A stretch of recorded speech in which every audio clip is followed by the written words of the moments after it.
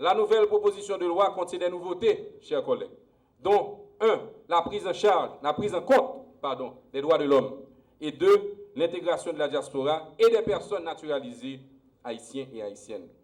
D'abord, sur la prise en compte des droits de l'homme. Chers collègues, président, membres du bureau, les droits de l'homme sont au cœur des préoccupations qui transpirent dans cette proposition de loi.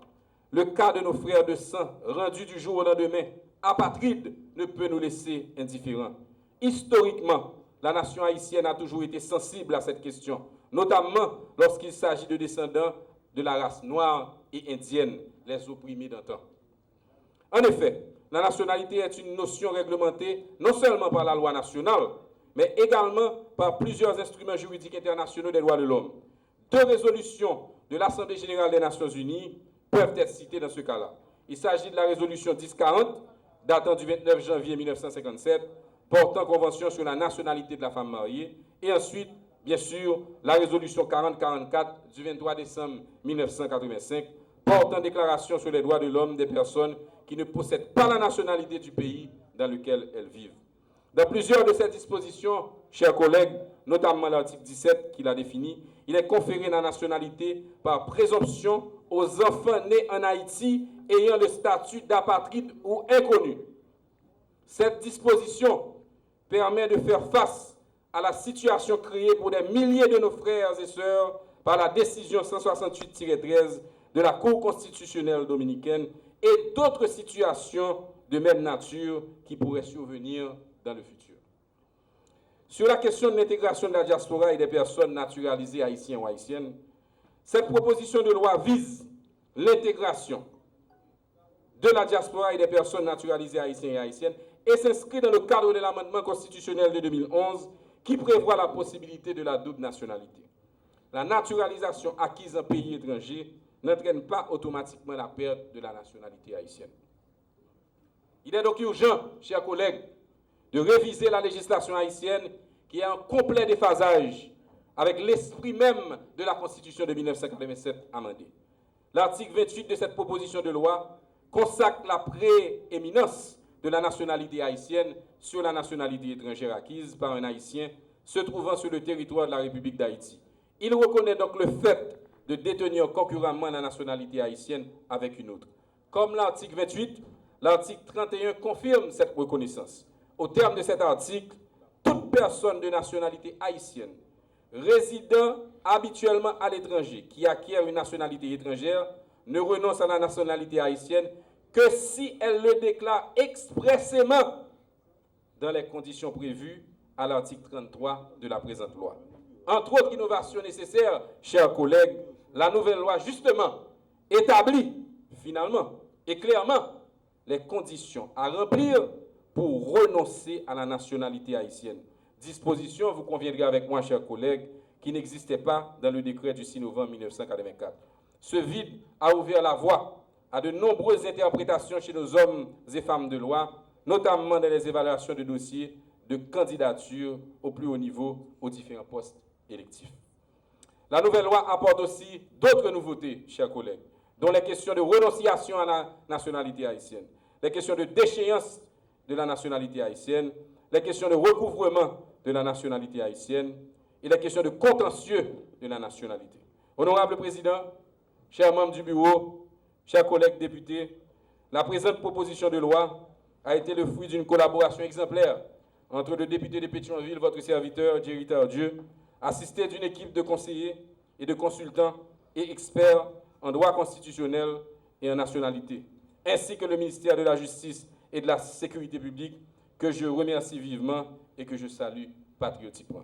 Je vous remercie de votre attention. Monsieur le Président, je vous demande de prendre acte du dépôt de cette proposition de loi portant révision du décret du 6 novembre 1984 sur la nationalité haïtienne. Merci.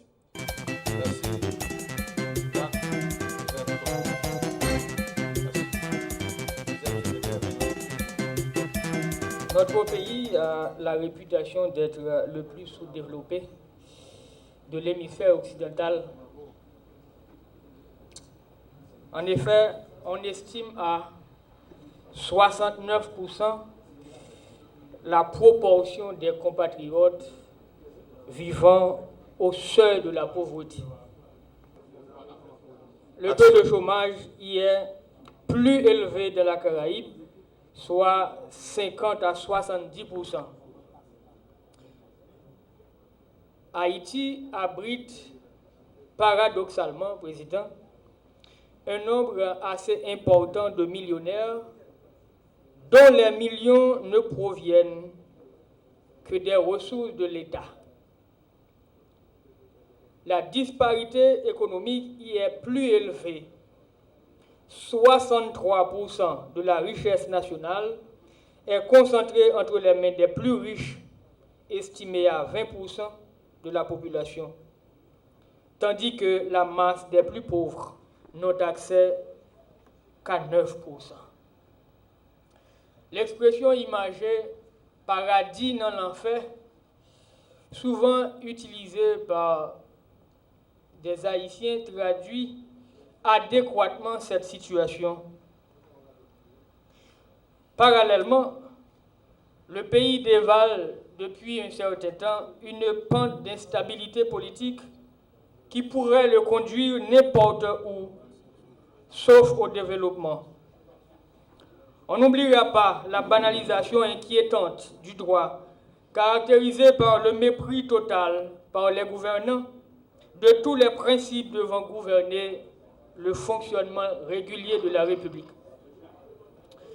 Monsieur le Président, collègues députés, la dilapidation de la caisse de l'État, le détournement constant des fonds publics, la violation du droit par ceux-là qui sont pourtant appelés à les respecter et à le faire respecter, l'impunité constituant un terrain fertile à la corruption, ces facteurs conjugués expliquent en majeure partie l'état de pauvreté dans lequel patauge le pays.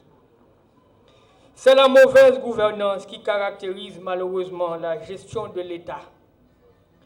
Or, on ne peut concevoir le progrès du pays en dehors de la stabilité politique et de la bonne gouvernance qui implique nécessairement une gestion optimale et efficace des deniers publics et de l'aide étrangère. Ces problèmes sont propres à attirer malheureusement la méfiance des investisseurs, des donateurs de l'aide internationale et à affaiblir l'État. On se rappelle le rôle prépondérant qu'ont joué les ONG dans le pays après le séisme dévastateur du 12 janvier 2010. Des voix ont été élevées pour déplorer la faillite de l'État haïtien et pour prôner un nouveau paradigme de coopération internationale. Honorable Président, membres du bureau, collègues députés, les constituants de 1987 avaient posé les bases de la répression de certains manquements. Elle a prévu dans son article 186 le crime de haute trahison dont un fonctionnaire public peut se rendre coupable. L'objectif fut sûrement de sanctionner certaines dérives et de dissuader du coup les citoyens qui pourraient éventuellement embarquer dans cette forme de criminalité. Toutefois, Président, force est de constater que depuis l'adoption de cette Constitution, aucune loi de détail ou d'application n'a été adoptée pour définir cette infraction et la procédure applicable. Or, les normes ne produisent les effets de droit que lorsqu'elles sont confrontées avec la réalité. Par cette proposition de loi, Président, nous entendons donner au pays les moyens normatifs de lutter contre la forfaiture, contre la haute trahison, contre la malversation, entre autres, et de créer les conditions favorables à l'investissement et au développement national. Il convient également, Président, de combler le vide juridique persistant dans le domaine de la répression du crime de haute trahison depuis 1987. C'est à cette préoccupation que répond notre démarche. Et nous vous appelons humblement, chers collègues, à assumer cette responsabilité historique en donnant un vote favorable à cette proposition de loi, et l'histoire retiendra que la 50e a remarquablement contribué à l'enrichissement de la législation nationale. Merci infiniment et sur ce, Président, je vous demande de bien vouloir prendre acte du dépôt du texte de la proposition de loi et de l'exposé des motifs. Merci, collègue député. Là, vous êtes d'accord.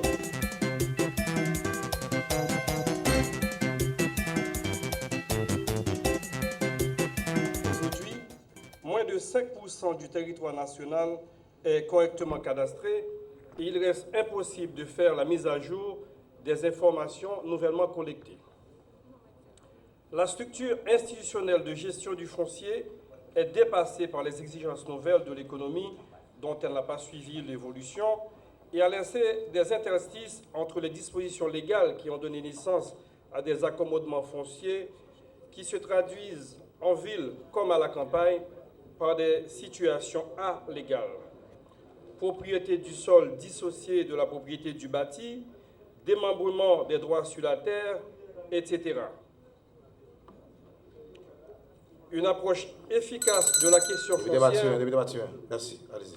passe aujourd'hui par la prise en compte des besoins de l'économie agricole, de l'aménagement du territoire dont l'urbanisme est une composante, de la mobilisation des capitaux pour le développement économique et enfin de la protection de l'environnement. Il y a donc lieu de définir de nouvelles règles relatives à l'exécution des travaux de cadastre et d'établir une nouvelle structure administrative destinée à consolider la réforme foncière engagée par l'État et à garantir le droit de propriété. Il s'avère donc nécessaire de doter le pays d'un système moderne permettant l'identification aussi précise que possible des propriétaires et aussi l'identification des parcelles et des droits fonciers. Avec cette nouvelle proposition de loi, toutes les parcelles de propriété seront relevées dans le système WGS 84, 18N UTM et recevront un numéro d'identification unique. Tout acte relatif à une parcelle, acte notarié ou procès-verbal d'appontage, devra mentionner ce numéro sous peine de nullité de l'acte. L'identification positive des parcelles est une première étape essentielle vers l'établissement du cadastre et doit donner lieu à la production de documents cartographiques et littéraux appelés plans fonciers de base. Celui-ci permet de décrire les biens immobiliers bâtis et non bâtis, d'identifier les ayants droit et la nature de leurs droits sur ces immeubles. Il est composé de parcelles de propriété. De plus, toute personne pourra accéder à la documentation cadastrale sans avoir à fournir un motif de consultation.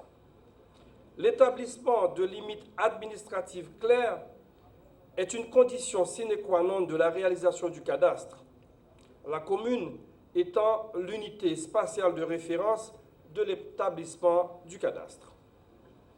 Nous suggérons en outre le contrôle du travail des arpenteurs, des notaires et enfin un changement de tutelle du cadastre qui passerait du ministère des Travaux publics au ministère de l'Économie et des Finances. La nouvelle direction générale du cadastre à venir pourra délivrer des extraits de plans, de matrices cadastrales ou des certificats d'identification cadastrale. En outre, les informations foncières fiables seront disponibles pour le potentiel acquéreur d'une part, et d'autre part, on peut s'attendre à une meilleure connaissance et une meilleure gestion du domaine public et du domaine privé de l'État. Honorable Président, chers collègues, c'est en modernisant les institutions en charge de la gestion de la propriété, en leur donnant des outils légaux pour contrôler et sanctionner au besoin le travail des arpenteurs et des notaires que nous pourrons assurer une plus grande sécurité foncière dans le pays. Telles sont les raisons pour lesquelles nous vous demandons, chers collègues, d'accorder un vote favorable à cette proposition de loi comportant 17 visas, 4 considérants, 6 chapitres et enfin 92 articles. Monsieur le Président, je vous prie de bien vouloir prendre acte du dépôt de cette proposition de loi fixant de nouvelles règles relatives à l'exécution des travaux de cadastre et établissant une nouvelle administration du cadastre. Je vous remercie.